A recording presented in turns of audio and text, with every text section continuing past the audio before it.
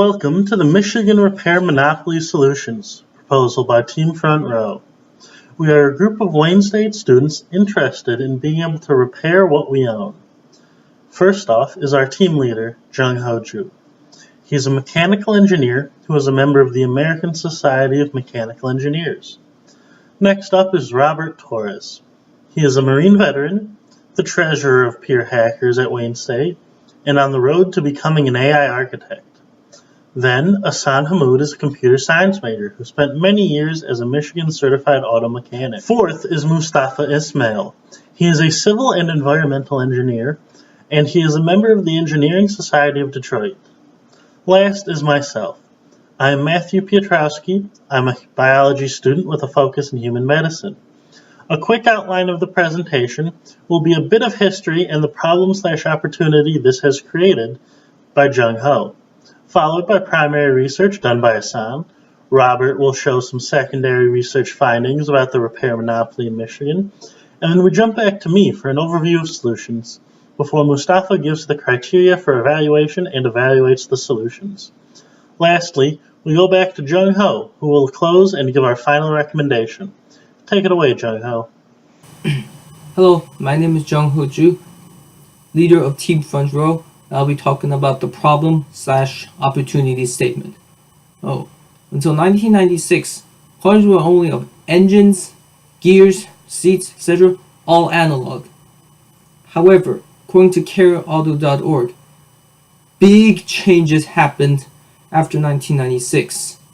The federal government required car manufacturers to put ECUs, or for electronic controls unit, small computer, be placed into their vehicles for diagnosis purposes. Much to this primary intention, car manufacturers put more and more digital systems into their cars to have them run at peak capacity, while reaping in profits from dealership electronic repair services.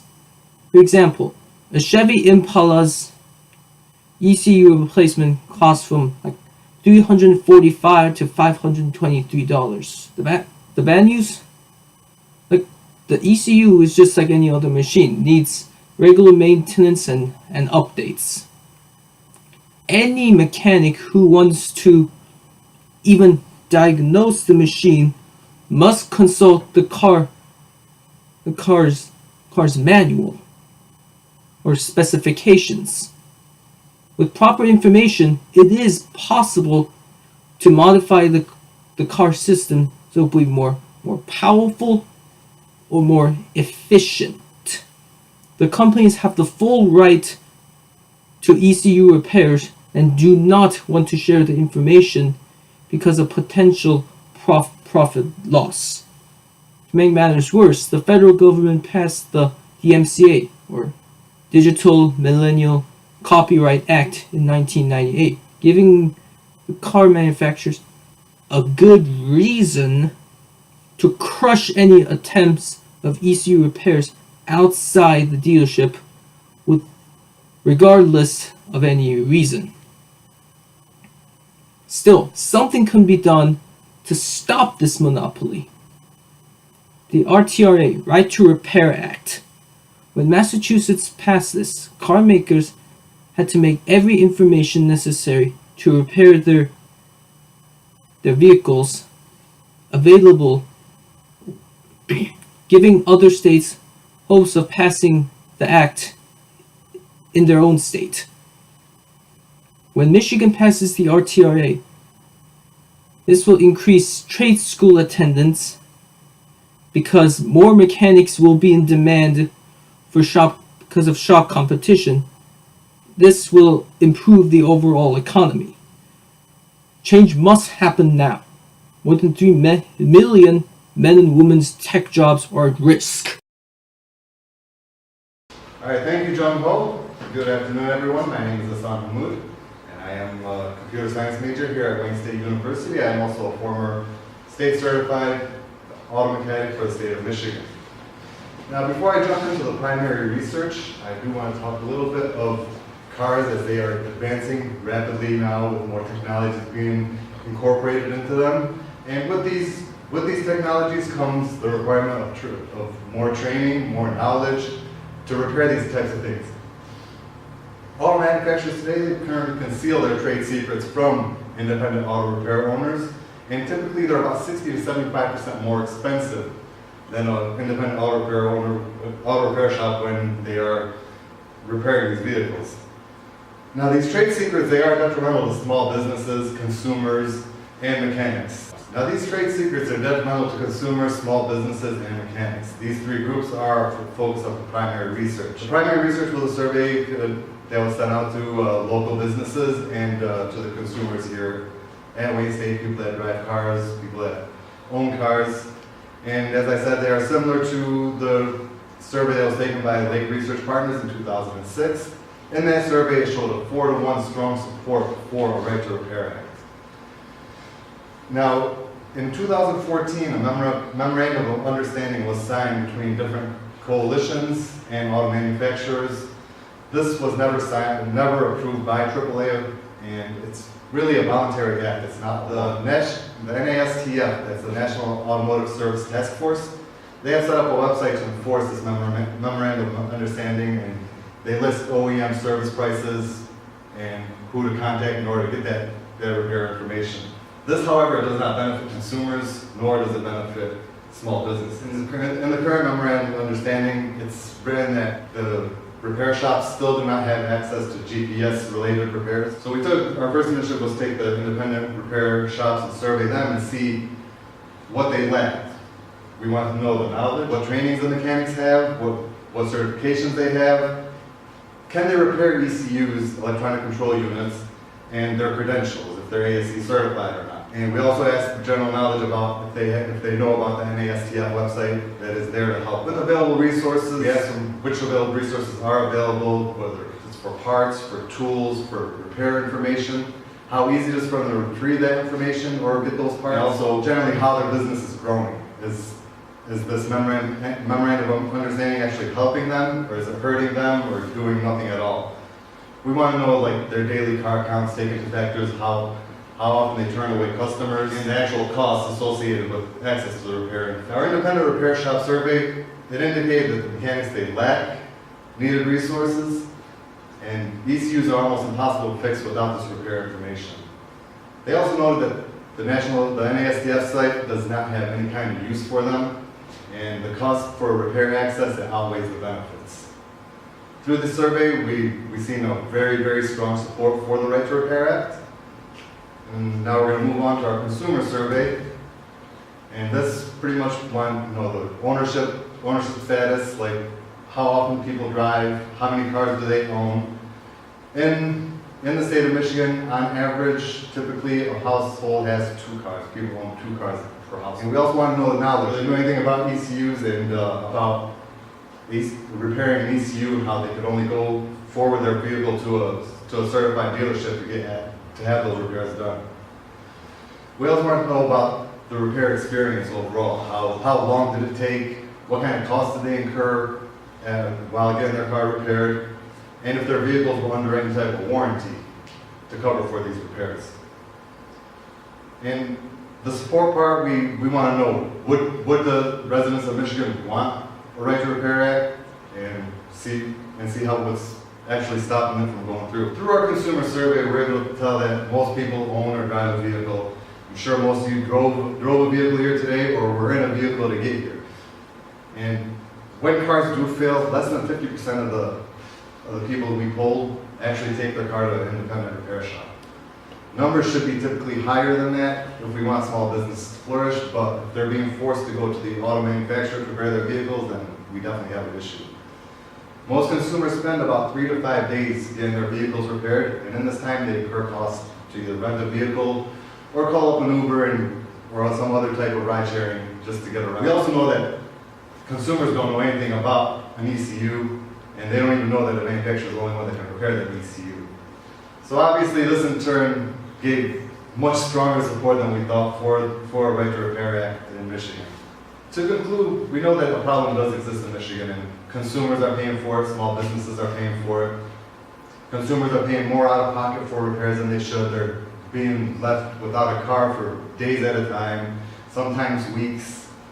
And education on decline is also on decline because mechanics aren't even interested in getting that knowledge because they can't even access the repair information to use it. And as I said, consumers spend more time, more money, and it's time to give these consumers and these small businesses repair quality. Let them flourish as businesses. Let the consumers have the opportunity to choose where they want to go. I'll now leave it up for secondary research, which was done by Robert Torres. Thank you. Thank you, Son. My name is Robert Torres. I'm here to talk a little bit about secondary research and the efforts that have gone into the Right to Repair Act as of today. The Motor Vehicle Owners' Right to Repair Act has followed in the footsteps of notable movements like Occupy Wall Street and the anti-tax movement of 1765. Essentially, what has happened is that consumers are sick and tired of corporate structure and being told what to do with their money. Effectively, right now, consumers are trying to fight back with the Right to Repair Act that will enable them to repair any type of electronic that has to deal with their motor vehicles or their cell phones or any other electronics that they own in their home today. And also it empowers consumers to take whatever income and with that purchasing power own their property outright from the corporations that are trying to prevent them from doing that. Previous efforts had to deal with individual litigation, which essentially was extremely time-consuming and expensive for the Repair Association to continue doing. And it also didn't have the impact that would necessarily create the kind of culture that they wanted to see with the entire movement. What that limiting scope did was it prevented individuals from making any kind of manipulative repairs or altering their electronics from any kind of manufacturer, whether it be a retail chain or a professional auto manufacturer. The eventual adoption of Massachusetts provided the legitimacy that pioneered a framework to shape the future of the movement. Current efforts are essentially to educate and seek political alliances to allow mechanics to operate without the added expense of special licensing, and also to let them know what's in their user-end agreement. Moving on to support, there's a host of organizations and unions which supports the passage of the Right to Repair Act, and they're also seeking for federal implementation to combat corporations and the structure that is limiting them in their efforts. And one of these foundations is the Repair Association. The Repair Association was formulated to become a community for service industry professionals and also help them fight back against whatever kind of manufacturer is trying to limit them in completing their tasks. And essentially creating the Right to Repair Act became a cost-effective solution that is widely popular with consumers who are frustrated with the yearly upgraded lifestyle of Android and Apple. One of these stories that have been released recently is where Apple is trying to throttle their phones and make it so consumers have to purchase the new phones and cannot use the old phones due to software inefficiency. And one of these new corporations that we see that is making moves in the industry is Tesla. They're creating vehicles with open source software, and all of their diagnostics and everything can be fixed independently by consumers and service repair professionals without the overview and oversight of a corporation that is trying to limit their income. If they succeed, it could alter the automotive industry forever and for the good of the consumer and the good of manufacturers. Now I'm going to speak a little bit about the opposition. The opposition in this case are corporate giants that use lobbying tactics and that have changed their corporate ethics ever since the Emergency Economic Stabilization Act of 2008, which essentially was the financial collapse in America. These corporate tactics resulted in very unethical and extremely volatile movements by corporate structure. They did whatever they could to maintain the overhead and prevent bankruptcy, and this essentially turned them into a profit-first corporate structure as we see today. That mentality has been a bane on consumers since the collapse due to the fact that corporations are trying to prevent them from owning their products outright. But if the profit first mentality can be changed or manipulated in any way, investors and consumers can reach common ground by enacting the Right to Repair Act at the federal level, so that the business model for manufacturers can also make. But from what we can see, if the investors and consumers can reach common ground and corporations can make a bulk of their money on the back end instead of the front end, the Right to Repair Act being enacted in a federal level will support both the consumer and the manufacturer equally. Now, back to Matt. Thanks, Robert. So here we have the solutions. I'll just be giving a quick overview of them all before Mustafa goes into more detail and evaluates them. Our first solution is to do nothing and keep repair systems the way they are right now. This is a very simple solution, and the one everybody defaults to. It's not a world-ending problem, right? We don't need to deal with it now. If anything happens to our vehicles, we can just take it to the dealership. The second solution is to negotiate with manufacturers to release information.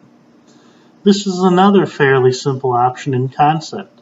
We tell the manufacturers what we want and why they benefit from it as well. And then both parties go away happy. This would function similarly to when unions were collectively bargaining for their rights as workers. The final solution is to bring the Right to Repair Act to Michigan. This has been shown effective in states that have currently implemented this. This solution requires the government to act for the people to make a larger business do something. It requires most steps out of all the solutions. However, nothing worth it comes easily. Now for Mustafa with the criteria and evaluation. Hello everyone, my name is Mustafa Ismail, Team Front Row, and I will be talking in more detail about criteria and evaluation of the solution. To determine which solution is the best, the following criteria has been chosen as a guide to evaluate the solution. First, repair cost.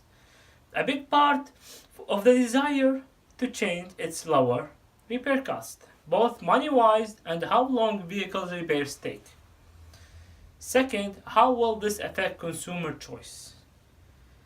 This is determining if it will have a positive or negative impact on consumer choice.